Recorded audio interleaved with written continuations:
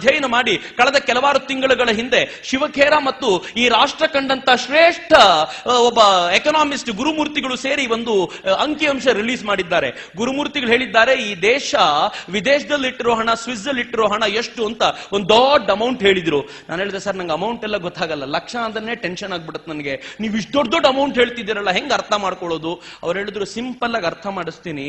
Swiss bank ಅಲ್ಲಿ ಇರೋ ಹಣವನ್ನ ಭಾರತದ ಬೊಕ್ಕಸಕ್ಕೆ ತಂದು ಹಾಕಿದ್ರೆ, ಪ್ಲೀಸ್ ಪೇಷಂಟ್ ಆಗಿ ಕೇಳಿ, ಏನು ಅದ್ಭುತವಾಗಿದೆ ಮಾತು, ಭಾರತದ ಬೊಕ್ಕಸಕ್ಕೆ ತಂದು ಹಾಕಿದ್ರೆ ಇನ್ನು 36 ವರ್ಷಗಳ ಕಾಲ ಭಾರತೀಯರು ಯಾರು ಟ್ಯಾಕ್ಸ್ ಕಟ್ಟದೆ ನಾವು ನಮ್ಮ ಬಜೆಟ್ ಅನ್ನ ಮಂಡಿಸಬಹುದು, ಅಷ್ಟು ದುಡ್ಡನ್ನ ಸ್ವಿಸ್ ಬ್ಯಾಂಕ್ ಅಲ್ಲಿ ಭಾರತೀಯರು ಇಟ್ಟಿದ್ದಾರೆ.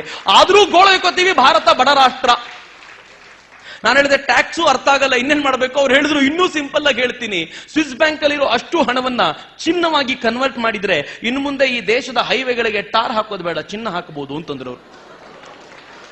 ನಾನು ಕೇಳಿದೆ, ವಂಡರ್ಫುಲ್, ಇಷ್ಟು ಹಣ ಸ್ವಿಸ್ ಬ್ಯಾಂಕ್ ಅಲ್ಲೇ ಇರಬಹುದಾದ್ರೆ ಇನ್ನು ಬ್ಲಾಕ್ ಮನಿ ಅಂತ ಈ ದೇಶದಲ್ಲಿ ತಿರುಗಾಡ್ತಿದ್ಯಲ್ಲ, ಎಷ್ಟಿರ್ಬೋದು? ಅವ್ರು ಹೇಳಿದ್ರೆ, it's very simple, Swiss bank ಅಲ್ಲಿ ಎಷ್ಟಿದೆಯೋ ಅದರ 3 times ಬ್ಲಾಕ್ ಮನಿ ಭಾರತದಲ್ಲಿದೆ ಅಂತ ಹೇಳಿದ. ಅಯ್ಯಪ್ಪ ಅಂದೆ ಒಂದ್ಸಲ. ಅಂದ್ರೆ ಹೆಚ್ಚು ಕಡಿಮೆ 100 ವರ್ಷ ನಾವ್ಯಾರು ಟ್ಯಾಕ್ಸ್ ಕಟ್ಟೋದು ಬೇಡ. ನಾನು ಹೇಳಿದ, ಇದನ್ನ ಚಿನ್ನವಾಗಿ ಕನ್ವರ್ಟ್ ಮಾಡಿದ್ರೆ ಏನ್ ಮಾಡೋದು? ಅವ್ರು ಹೇಳಿದ್ರು, ನಿಮ್ ಮನೆಯಿಂದ ರಸ್ತೆಗೆ ಬರ್ತಿರಲ್ಲ, ಆತರ ಎಲ್ಲರ ಮನೆಯಿಂದ ರಸ್ತೆಗೆ ಬರೋ ರಸ್ತೆನೂ ಚಿನ್ನ ಮಾಡ್ಬೋದು, ಅಷ್ಟು ಹಣ ನಮ್ಮ ಹತ್ರ ಬ್ಲಾಕ್ ಮನಿಯಾಗಿ ತಿರುಗಾಡ್ತಿದೆ. ಏನ್ರಿ ಭಾರತದ